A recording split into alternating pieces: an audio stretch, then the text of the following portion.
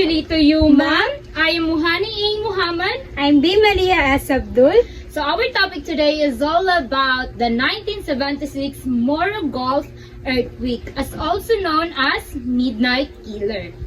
Noong August 17, 1976, sa ganap na 12:11 ng madaling araw, nayanig ng isang matinding lindol ang Mindanao. Ang lindol ay may lakas na 7.9 at hanggang 8.2 magnitude ay nagdulot ng napakalaking tsunami na sumalanta sa lungsod ng Cotabato at mga karatig na lugar na baybayin, na nagresulta ng matinding pinsala at maraming buhay na nawala.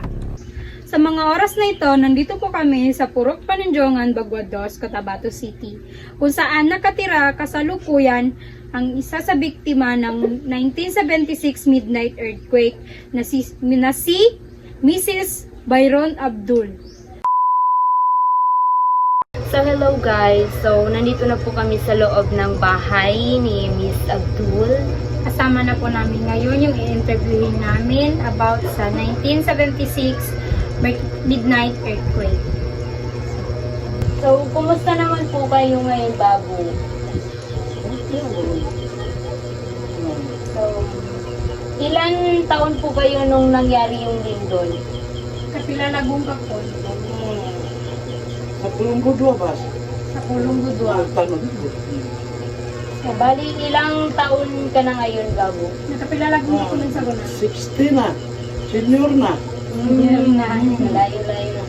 Maaari mo po bang ikwento kung nasaan ka at ano ang iyong ginagawa nung tumama ang lindol sa Cotabato City noong 1976? Uy! Inipinggula ng kapunsan ito ba? Minibunggulaan na. Paganaan mo na. Nagadama ya.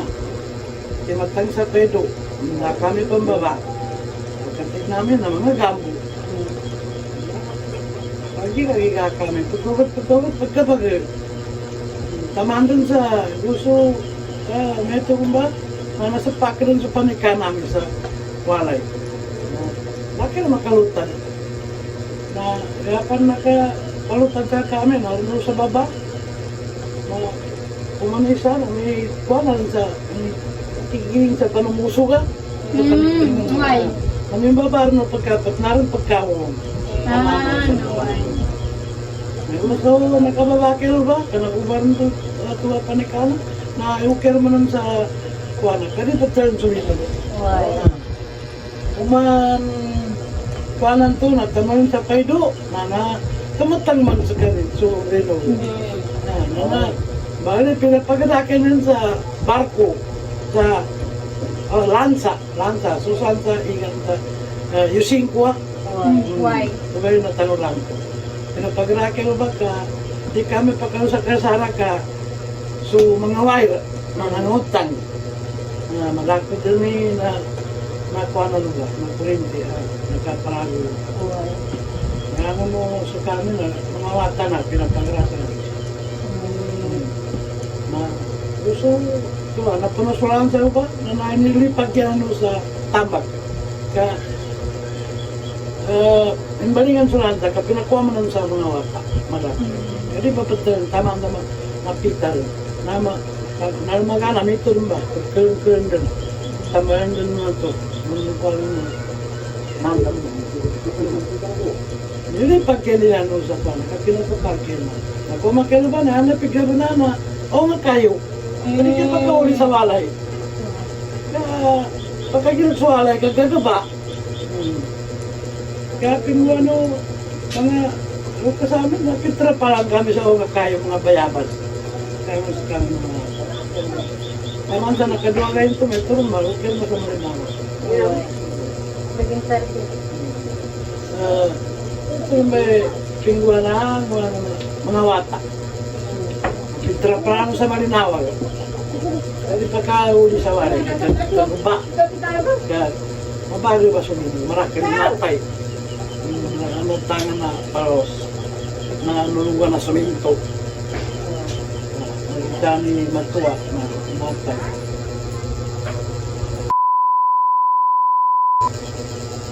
Paano paano po ba nakaapekto ang lindol sa pamilya no? Paano na apektuhan ni pamilya no kanalinog ba to? Nito dabon minatay sa lakano. Ay, sa Ana. mga walay no na to ba?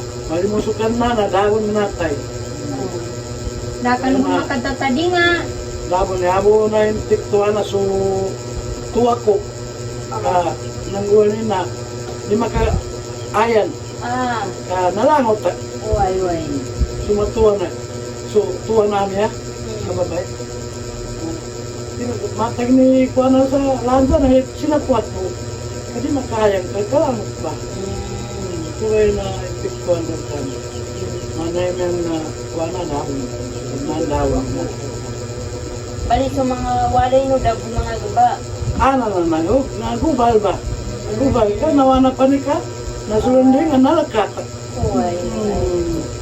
Nagubal. Kung mamamakir na musod ka niyo ka, limutar ka, nagdaran sa pa ni ka, magsura ni ka, nagaba. Way. Nagubal. So pinapasad na linog tabo pagkatapos ng lindol. May tumulong po ba sa inyo? May natanggap po ba kayong tulong? Meron. Adun. Ano yung supply namin? Way. Bagas, kapi, mamis. Yung supply namin ka, hindi pa ka pamantyali sa mga yung kasama yung mga mama ka. Di ka tagag sa kami mga wata. Way. Uras-uras na pagkatang. Uras-uras na pagkatang sa libo. Nanggang kami sa bagas. Mga kapi, mamis. So, inatuwa ko ba ito? Mana, di makayan. Kaya matuta. Nasa kami mga wata, kaya pagkuha na mo na. Kaya namat kaya mo. Kaya, paano tabon? Pagkatin nagtabon. Kaya so, mga lupa sa amin, di doon kailaga. Nalangot. Nalinog. So pinapasad na linog ba to? So, yung natapos na po yung lindol, saan na po kayo napunta? Doon pa rin po ba kayo nakatira sa bahay nyo na dati? Ay, hindi na. Nag-uwi kami sa Dulawan. Inulit ka sa Dulawan. Inulit ka sa Dulawan.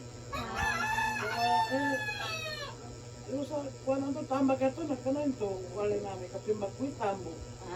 Way. Inulit kami sa mga lupa sa amin pa doon sa Dulawan. So wala namin, hindi ko yan, kaya nagubal. Kami sa muso, nakapilagay na rin linog, na namanawag kami linog. Tinulit ka sa Dulawan. So hello guys. So natapos na kami mag-interview kay Babu. So may ibibigay kami sa kanya which is ito. Ang laman nito is Hijab. yes. Para kay Babu. Yes. As you can see naman, naka-hijab si Babu. So kakailanganin niya to and magagamit niya to everyday.